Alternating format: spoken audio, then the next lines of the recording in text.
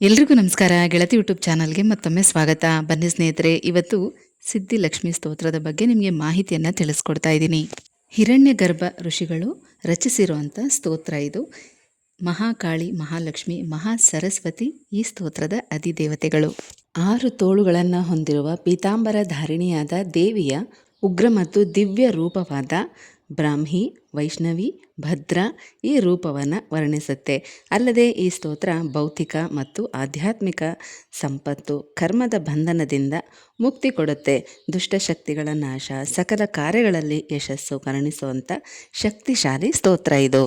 ಈ ಸ್ತೋತ್ರವನ್ನು ಪಠನೆ ಮಾಡೋದ್ರಿಂದ ಎಲ್ಲ ರೀತಿಯ ಕಷ್ಟ, ದಾರಿದ್ರ್ಯ, ದುಃಖ ಪರಿಹಾರ ಆಗುತ್ತೆ. ಅಂದುಕೊಂಡಿರುವಂಥ ಕೆಲಸ ಕಾರ್ಯಗಳು ಸಿದ್ಧಿ ಆಗುತ್ತೆ. ಅಷ್ಟೊಂದು ಮಹತ್ವ ಇರುವಂಥ ಸ್ತೋತ್ರ ಇದು. ತುಂಬಾ ಸಮಸ್ಯೆ ಇದೆ ಅಂತ ಅನ್ನೋರು ಪ್ರತಿದಿನ 11 ಸಲ ಈ ಸ್ತೋತ್ರನ ಪಠನೆ ಮಾಡಬೇಕು, ಅಥವಾ ಪ್ರತಿ ಶುಕ್ರವಾರ ಕೂಡ ಮಾಡಬಹುದು. ಆದರೆ ಪ್ರಾರಂಭ ಮಾಡೋದು ಒಳ್ಳೆ ದಿನ ಪ್ರಾರಂಭ ಮಾಡಬೇಕು. ಹಾಗಾಗಿ ಇದೇ ಅಕ್ಷಯ ಅಮಾವಾಸ್ಯೆ ಅಥವಾ ವೈಶಾಖ ಅಮಾವಾಸ್ಯೆ ದಿನ ಪ್ರಾರಂಭ ಮಾಡಿ. ಶುಕ್ರವಾರನೇ ಅಮಾವಾಸ್ಯೆ ಇರೋದ್ರಿಂದ ಈ ದಿನ ನೀವು ಪ್ರಾರಂಭ ಮಾಡೋದು ತುಂಬ ಒಳ್ಳೆಯದು. ಈ ಸ್ತೋತ್ರ ಸಂಪತ್ತು, ಸಮೃದ್ಧಿ ಮತ್ತು ಯಶಸ್ಸನ್ನು ಕರುಣಿಸುವಂಥ ಶಕ್ತಿಶಾಲಿಯಾದ ಮಹಾಲಕ್ಷ್ಮಿ ದೇವಿಯ ಸ್ತೋತ್ರ. ಈ ಪವಿತ್ರ ಸ್ತೋತ್ರವನ್ನು ಪಠಿಸೋದ್ರಿಂದ ದಾರಿದ್ರ್ಯ ನಾಶವಾಗಿ ಜೀವನದಲ್ಲಿ ಧನಲಾಭ ಮತ್ತು ಸರ್ವ ಕಾರ್ಯ ಸಿದ್ಧಿಯಾಗತ್ತೆ. ಪ್ರತಿದಿನ ಅಥವಾ ಶುಕ್ರವಾರದಂದು ಇದನ್ನು ಭಕ್ತಿಯಿಂದ ಪಠನೆ ಮಾಡಬೇಕು. ಪ್ರತಿದಿನ ಬ್ರಾಹ್ಮಿ ಮುಹೂರ್ತದಲ್ಲಿ ಪಠನೆ ಮಾಡೋದು ತುಂಬ ಒಳ್ಳೆಯದು. ಆಗಲಿಲ್ಲ ಅಂದರೆ ಸಂಜೆ ಗೋಧೂಳಿ ಸಮಯದಲ್ಲಿ ಕೈಕಾಲು ಮುಖ ತೊಳ್ಕೊಂಡು ದೇವರ ದೀಪ ಹಚ್ಚಿ, ಅಂದರೆ ದೇವ್ರ ಮುಂದೆ ತುಪ್ಪದ ದೀಪ ಹಚ್ಚಿ ಪಠನೆ ಮಾಡೋದು ತುಂಬ ಒಳ್ಳೆಯದು. ಕೈಕಾಲು ಮುಖ ತೊಳ್ಕೊಂಡು ದೀಪ ಹಚ್ಚಿ ಅಂದರೆ ಸ್ನಾನ ಮಾಡದೇ ಇದ್ರೂ ಪರವಾಗಿಲ್ವಾ ಅಂತ ಕೇಳಬೇಡಿ. ಬೆಳಗ್ಗೆ ಸ್ನಾನ ಮಾಡಿರ್ತೀರ, ಸಂಜೆ ಕೈಕಾಲು ಮುಖ ತೊಳ್ಕೊಂಡು ದೇವ್ರ ಮುಂದೆ ತುಪ್ಪದ ದೀಪ ಹಚ್ಚಿ ಈ ಸ್ತೋತ್ರನ 3 ಅಥವಾ 11 ಸಲ ಪಠನೆ ಮಾಡಬೇಕು. ಈ ಸ್ತೋತ್ರನ ಪಠನೆ ಮಾಡುವಂಥ ಸಮಯದಲ್ಲಿ, ಅಂದರೆ ಅಂಥ ದಿನಗಳಲ್ಲಿ ನಾನ್ ವೆಜ್ ತಿನ್ನಬಾರ್ದ ಅಂತ ನಿಯಮಗಳೇನೂ ಇಲ್ಲ.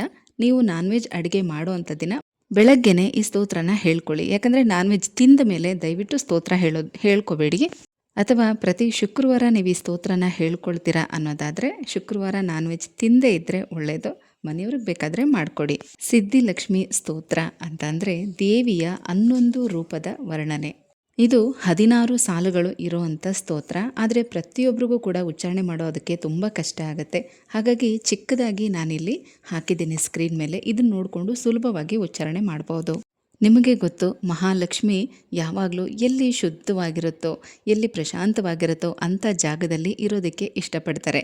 ಹಾಗಾಗಿ ಲಕ್ಷ್ಮೀ ಪೂಜೆ ಮತ್ತು ಲಕ್ಷ್ಮಿಗೆ ಸಂಬಂಧಪಟ್ಟಂಥ ಯಾವುದೇ ಮಂತ್ರ ಸ್ತೋತ್ರ ನಾವು ಪಠನೆ ಮಾಡ್ತೀವಿ ಅಂದರೆ ನಾವು ಕೂಡ ಶುಚಿರ್ಭೂತರಾಗೇ ಹೇಳಬೇಕು. ತಲೆ ಸ್ನಾನ ಮಾಡೋದಕ್ಕಾಗಲಿಲ್ಲ ಅಂದರೂ ಮೈ ಸ್ನಾನ ಆದರೂ ಮಾಡಿಕೊಂಡೇ ಈ ಸ್ತೋತ್ರ ಪಾರಾಯಣ ಮಾಡಬೇಕು. ದೇವರ ಮುಂದೆ ತುಪ್ಪದ ದೀಪ ಹಚ್ಚಿ ಉತ್ತರ ಅಥವಾ ಪೂರ್ವಾಭಿಮುಖವಾಗಿ ಕೂತ್ಕೊಂಡು ಲಕ್ಷ್ಮೀನಾರಾಯಣರನ್ನ ಪ್ರಾರ್ಥನೆ ಮಾಡ್ತಾ ಪ್ರಾರಂಭ ಮಾಡಬೇಕು. ಅತ ಶ್ರೀ ಸಿದ್ಧಿಲಕ್ಷ್ಮಿ ಸ್ತೋತ್ರಂ. ಶ್ರೀದೇವಿ ಪ್ರಥಮ ಪ್ರೋಕ್ತ, ದ್ವಿತೀಯ ಅಮೃತೋದ್ಭವ, ತೃತೀಯ ಕಮಲಾದೇವಿ, ಚತುರ್ಥಿ ಲೋಕಸುಂದರಿ, ಪಂಚಮಿ ವಿಷ್ಣುಪತ್ನಿ ಚ, ಷಷ್ಠಿ ಭುವನತ್ರಯ, ಸಪ್ತಮೀತು ವರಾರೋಹ, ಅಷ್ಟಮಿ ದೇವಿಕಾ, ಸಾರಂಗಪಾಣಿ, ನವಮಿ ದಶಮಿ ಹರಿವಲ್ಲಭ, ಏಕಾದಶಿ ಮಹಾಲಕ್ಷ್ಮಿ, ದ್ವಾದಶಿ ಲೋಕಪೂಜಿತ. ಇದಂ ಮಂತ್ರಾತ್ಮಕಂ ಸ್ತೋತ್ರಂ ಯಃ ಪಠೇಚ್ಚ ಶುಚಿನ್ನರಃ ತಸ್ಯ ಸರ್ವಾಣಿ ಕಾರ್ಯಾಣಿ ಸಿದ್ಧಂತ್ಯೇವ ನ ಸಂಶಯಃ. ಈ ಸ್ತೋತ್ರ ಈ ರೀತಿ ಇರುತ್ತೆ. ಇದನ್ನು ಸುಲಭವಾಗಿ ಯಾರು ಬೇಕಾದರೂ ಪಠನೆ ಮಾಡಬಹುದು. ಅಲ್ಲದೆ ಇದು 16 ಸಾಲುಗಳಿರುವಂಥ ಸ್ತೋತ್ರ. ಹಿರಣ್ಯಗರ್ಭ ಋಷಿಗಳು ಇದನ್ನು ರಚನೆ ಮಾಡಿರುವಂಥದ್ದು. ಆದರೆ ಆ ಸ್ತೋತ್ರಗಳನ್ನು ಪಠನೆ ಮಾಡೋದಕ್ಕೆ, ಕಲಿಯೋದಕ್ಕೆ ಸ್ವಲ್ಪ ಕಷ್ಟ ಆಗ್ಬೋದು. ಪ್ರತಿಯೊಬ್ಬರಿಗೂ ಅದು ಸಾಧ್ಯ ಆಗೋದಿಲ್ಲ. ಹಾಗಾಗಿ ಈ ವೈಭವಲಕ್ಷ್ಮಿ ವ್ರತದ ಬುಕ್ಕು ಯಾರ ಹತ್ರ ಇದೆಯೋ ಆ ಬುಕ್ಕಲ್ಲಿ ಈ ಸಿದ್ಧಿಲಕ್ಷ್ಮಿ ಸ್ತೋತ್ರ ಚಿಕ್ಕದಾಗಿ ಕೊಟ್ಟಿರ್ತಾರೆ. ಅದನ್ನು ನೋಡಿಕೊಂಡು ನೀವು ಪಠನೆ ಮಾಡ್ಬೋದು. ಕೆಲವರು ನಮ್ಮ ಹತ್ರ ಈ ಬುಕ್ ಇಲ್ಲ ಅಂತ ಹೇಳ್ತೀರಾ, ಅಥವಾ ಇನ್ನು ಕೆಲವರು ಬುಕ್ ಇದ್ರೂ ಕೂಡ ಇದನ್ನೆಲ್ಲ ಗಮನಿಸಿರೋದಿಲ್ಲ. ಹಾಗಾಗಿ ನಾನು ಈ ಬುಕ್ಕಲ್ಲಿ ಕೂಡ ತೋರಿಸ್ತಾ ಇದ್ದೀನಿ ನೋಡಿ. ಯಾರ ಹತ್ರ ಎಲ್ಲ ವೈಭವಲಕ್ಷ್ಮಿ ವ್ರತದ ಬುಕ್ ಇರುತ್ತೆ, ನೀವು ಆ ಬುಕ್ನಲ್ಲೇ ನೋಡಿಕೊಂಡು ಈ ಒಂದು ಸಿದ್ಧಿಲಕ್ಷ್ಮಿ ಸ್ತೋತ್ರನ ಪಠನೆ ಮಾಡಬಹುದು. ಅಥವಾ ಚೆನ್ನಾಗಿ ಕಲಿತಿರೋರು 16 ಸಾಲುಗಳಿರುವಂಥ ಈ ಸಿದ್ಧಿಲಕ್ಷ್ಮಿ ಸ್ತೋತ್ರನೇ ಪಠನೆ ಮಾಡಬಹುದು.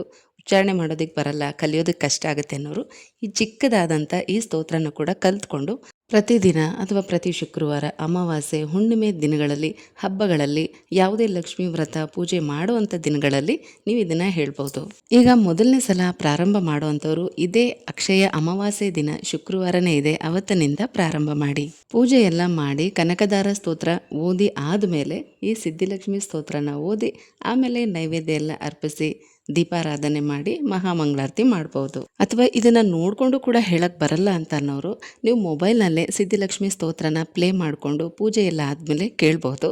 ಬೆಳಗ್ಗೆ ಸಂಜೆ ಜೋರಾಗಿ ಸೌಂಡ್ ಕೊಟ್ಟು ಕೇಳಿ. ಈ ಒಂದು ವೈಬ್ರೇಷನಿಂದ ಮನೆಯಲ್ಲಿ ಒಂದು ರೀತಿ ಪಾಸಿಟಿವ್ ಎನರ್ಜಿ, ಧನಾತ್ಮಕ ಸಕಾರಾತ್ಮಕ ಶಕ್ತಿ ಹೆಚ್ಚಾಗುತ್ತೆ.